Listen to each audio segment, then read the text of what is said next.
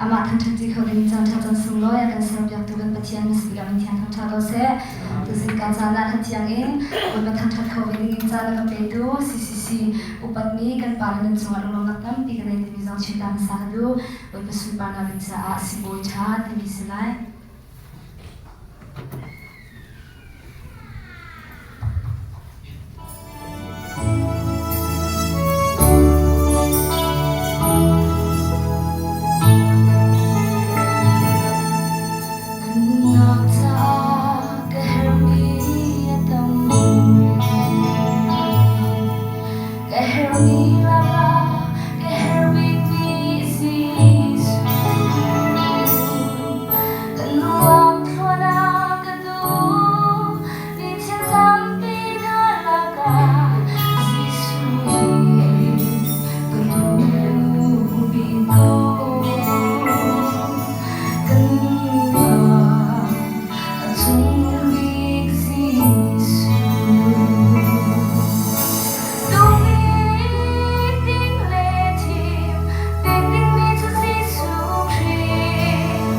Oh